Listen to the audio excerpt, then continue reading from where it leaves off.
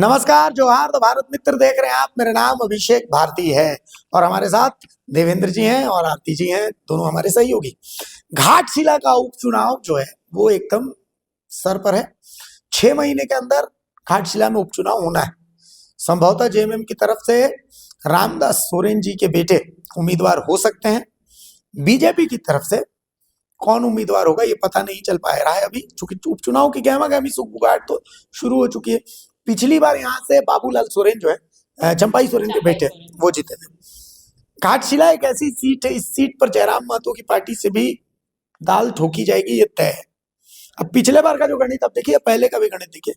पिछले बार का गणित ऐसा है कि रामदास सोरेन और बाबूलाल सोरेन के बीच में लगभग 22-23 हजार वोट का अंतर था और 98,000 उनको मिला था। हाँ, 75,000 के आसपास में इनको मिला था, तो लगभग 22-23 हजार का अंतर था।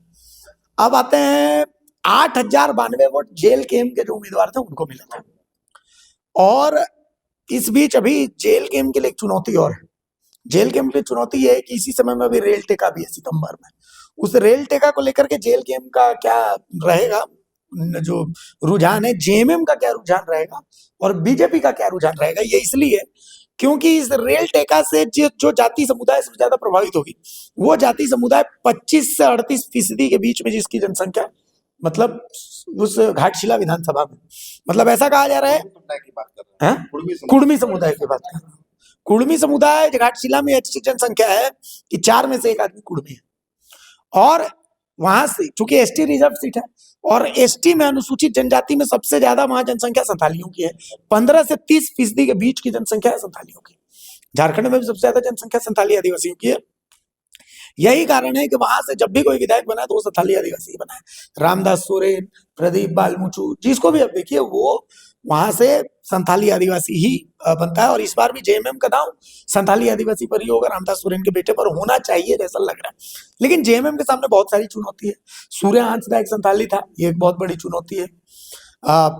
रिम्स 2 की जमीन को लेकर के जो विवाद है, तो ठीक है संथाली नहीं है, वो उड़ाव है, लेकिन आदिवासी है, तो वो भी एक चुनौती है। इन सब मुद्दों को वहां पर भुनाने की कोशिश बीजेपी करेगी।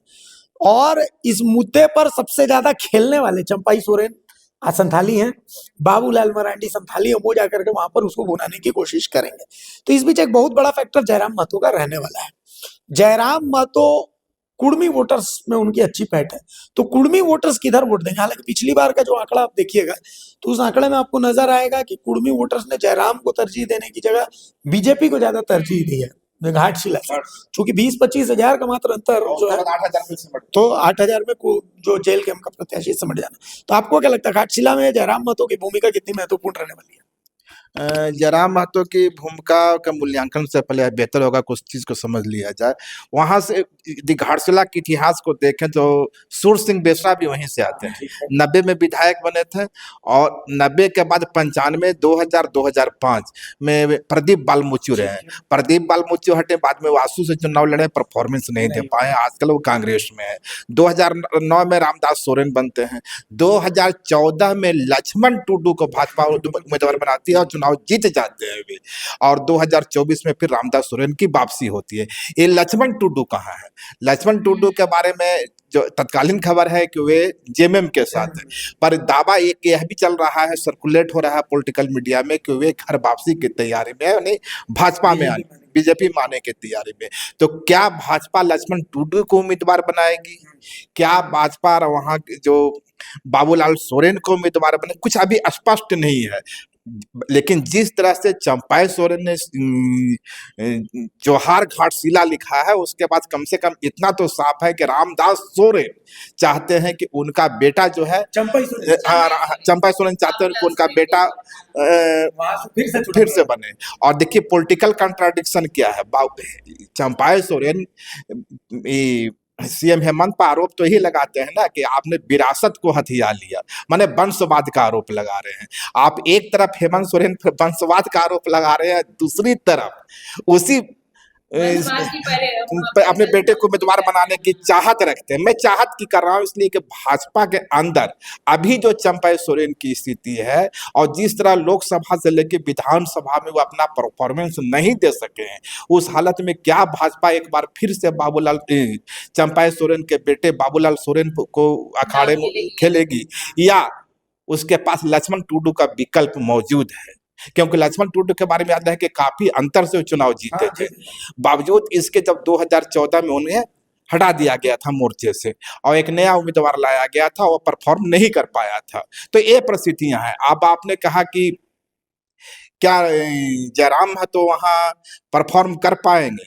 आपने ठीक ही बताया कि जयराम महतो उस समय जब जयराम महतो का एक भौकाल चल रहा था, 2024 के पहले की बात करें, उस समय वो परफॉर्म नहीं कर पाए वहां, और 20 से 25% आबादी होने के बावजूद उनका उम्मीदवार जो था शायद रामदास मुर्मू नाम था, वे जो है 8,000 पर सिमट जाते हैं। पर इसका एक कारण यह भी हो सकता है कि जयराम महतो का जो पूरा जो एरिया है वो उत्तरी छोटा नागपुर में सिमटा हुआ है, वो जो है उनसे अछूता एरिया उस समय तक था।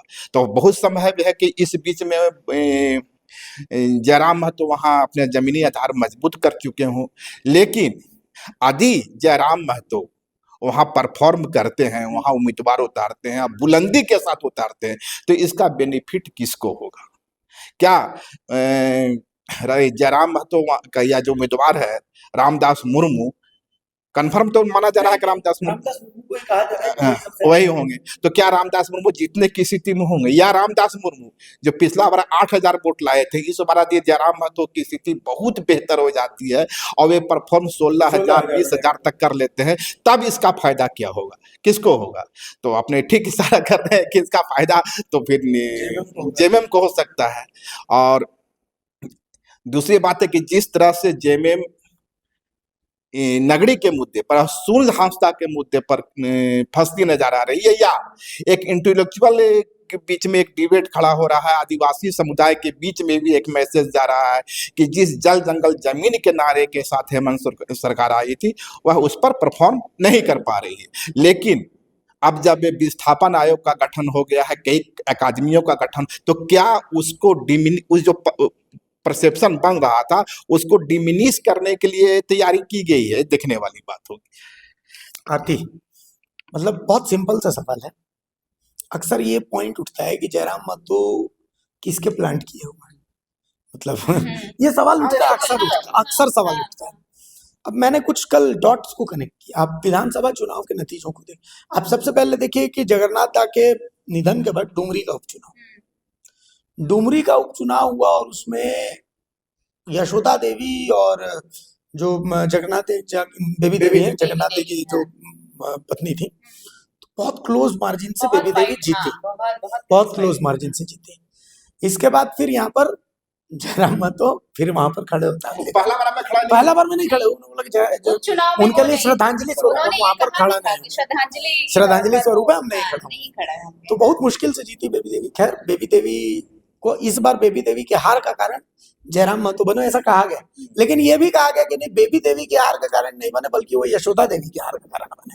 फिर से तो यशोदा देवी वहां से चुनाव लड़े और यशोदा देवी के हार का, चूंकि इस बार बेबी देवी के जीतने का असर बिल्कुल ना के बराबर थे, इसीलिए वहां से जयराम महतो खड़े हुए, क्योंकि वो सीट बिल्कुल गई हुई मानी जा रही थी। लेकिन फिर भी चलिए, जयराम महतो वहां से विधायक बने। अब आते हैं 2-3 और सीट।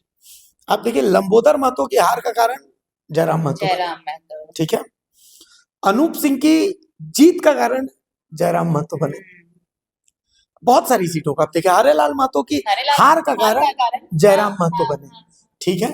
और आप बहुत सारी सीटों को आप देख लीजिए, मैक्सिमम सीटों में आपको यही नजर आएगा कि बीजेपी और जेएमएम, लोग कहते हैं मैया सम्मान, लेकिन मैया सम्मान से ज्यादा बीजेपी और जेएमएम के बीच का अंतर जयराम महतो थे। जयराम महतो के प्रत्याशी जहां जहां खड़े हुए वहां 90% ऑफ द सीट्स में जेएमएम को फायदा हुआ है। अब घाटशिला की सीट को आप देखिए, और उससे पहले आप विस्थापन आयोग को देखिए। विस्थापन आयोग का गठन 8 जुलाई 2024 को हो चुका था।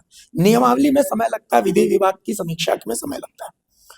माहौल ये बनाया जा रहा है कि 5 दिन पहले जयराम महतो ने इतनी मजबूती से आवाज उठाई कि 5 दिन के अंदर विस्थापन आयोग का गठन हो गया। उसी दिन वो 1932 टी शर्ट भी पहन करके गए थे, तो वो आवाज इतनी कमजोर थी क्या? उससे एक दिन पहले विनोद बिहारी महतो की प्रतिमा के लिए उन्होंने जगह मांगी थी, सरकार ने साफ कर दिया। तो वो आवाज इतनी कमजोर थी, लेकिन विस्थापन आयोग की आवाज इतनी मजबूत थी क्या कि 5 दिन में जेएमएम ने दे दिया। तो क्या इसकी संभावना कम नहीं बनती है क्या कि उनको एक निर्देश आए कि नहीं, इस बार तुम जो है वो विस्थापन आयोग का सवाल उठाओ, और 5 दिन के अंदर वो जवाब दे दिया गया। और सबसे महत्वपूर्ण चीज, घाटशिला का उपचुनाव। घाटशिला के उपचुनाव में अभी फिलहाल जेएमएम सूर्य आंसदा, नगड़ी, मैया सम्मान का पैसा ना आना जैसे मुद्दों को लेकर के घिरी हुई है, इनको लेकर के बहुत जबरदस्त घिरी हुई है। इसी बीच जयराम महतो ने संथाल समाज में अपनी पैठ बनाई है सूर्य आंसदा को लेकर के। तो जयराम महतो जितना भी वोट लेकर के आते हैं, चाहे कुर्मी वोट काटते हैं, ठीक है, जो डेडिकेटेड वोटर है जेएमएम का वो अब भी वोट देगा। वो वोट संथाल समाज वो पारंपरिक वोटर है, वो जेएमएम से इधर उधर फिक्स बहुत मुश्किल है उसको खिसकाना। तो ऐसे में जो कुर्मी वोट कटेगा वो वोट किसके हिस्से का कटेगा, क्या लगता है? देखिए, ये बहुत आसान सी चीज़ है। ये हमेशा हम लोग चर्चा करते रहते हैं कि कुर्मी वोटर अभी भी यहाँ पे डिसाइडिंग फैक्टर हैं अगर वो एकजुट हो जाएं। चूंकि उनमें बिखराव है, इसलिए वो डिसाइडिंग फैक्टर कभी हो नहीं पाते वो वोटर्स, और कभी भी महतो से या कुर्मी समुदाय से कोई उस पद तक पहुंच नहीं पाता। ये जयराम महतो के लिए बहुत अच्छी बात रही कि कुर्मी वोटर्स कम से कम एकजुट हुए, और एक विधायक तो जेएलकेएम को मिला, जयराम महतो चुनकर आए। लेकिन घाटशिला आइए तो घाटशिला में 25 से 38% वोटर्स हैं कुर्मी वोटर्स। अब अगर ये कुर्मी वोटर्स, जैसा कि भारतीय सवाल पूछ रहे हैं कि फायदा किसको होगा, इतने सारे चीज उन्होंने गिना दी कि जहां जहां जेएलकेएम ने अपने उम्मीदवार दिए वहां वहां फायदा किसे हुआ, नुकसान किसे हुआ। तो ये डायरेक्टली आप देख सकते हैं कि फायदा सीधे सीधे जेएमएम को गया, और नुकसान में कौन रहा, बीजेपी को हमेशा इसका घाटा हुआ है। चाहे आप हर सीट के इन्होंने एनालिसिस किया ही, बताया कि कैसे नुकसान में गई बीजेपी। घाटशिला में इतना आसान नहीं होगा जेएलकेएम के लिए भी, क्योंकि एक मुद्दा अभी है। हालांकि पहले सीमित था उनका दायरा, अब उन्होंने अपना दायरा बढ़ाया है, और खासकर सूर्य हांसदा के मसले पर जिस तरह जेएलकेएम सामने आया, उसके बाद ये लगता है 24 घंटे के बाद जब बात होने लगी, जब ये चीजें दिखाई जाने लगी कि उनका लेटेस्ट रिलेशन किससे रहा है, क्योंकि ये बातें होने लगी ना भाई कि अलग अलग पार्टियों से उनका नाता था, और जब उनका एनकाउंटर हो गया तो सारी पार्टियों ने अपनी जुबान बंद रखी है। तो 24 से 48 घंटे भी हम कह सकते हैं उसके बाद जेएलकेएम ने ये घोषणा की कि भाई ये एनकाउंटर कैसे हो सकता है, बाकायदा प्रेस कॉन्फ्रेंस वगैरह किया जाने लगा। लेकिन अब इसे इस तरह से भी ले सकते हैं कि अगर दायरा बढ़ा है तो भी क्या ये संभव है कि अगर बीजेपी वापस, अगर लक्ष्मण टुडू की घर वापसी होती भी है तो क्या वहां तक जेएलकेएम पहुंच पाएगा? और नहीं भी, पिछले रिकॉर्ड को भी देखें, अगर 8,000 का वोट अगर उनके पक्ष में था और अगर एक्सेप्टेंस बढ़ा है जेएलकेएम का, तो मैक्स टू मैक्स ये डबल भी कर ले तो भी 16,000, और अगर ये 16,000 तक पहुंचता भी है तो क्या ये जेएमएम के लिए नुकसानदेह होगा? नहीं, ये उनके खाते में कौन जाएंगे? जो कुर्मी वोटर्स हैं वही जाएंगे। और ये वोटर्स कौन होंगे? जो बीजेपी के रहे हैं, क्योंकि जेएमएम का अपने जो पारंपरिक वोटर्स हैं वो हिलने वाले नहीं हैं, वो उनके अपने वोटर्स हैं।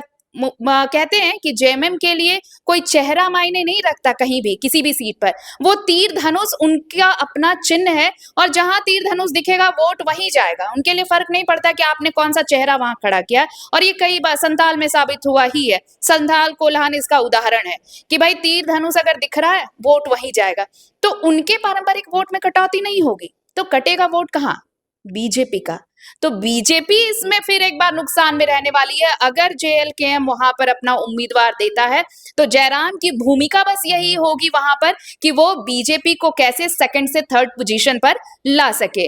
अब बात करते हैं कि जयराम महतो किसके पार्टी के कहे जाते हैं, मतलब प्लान बी के तौर पर उन्हें कहा जाता है।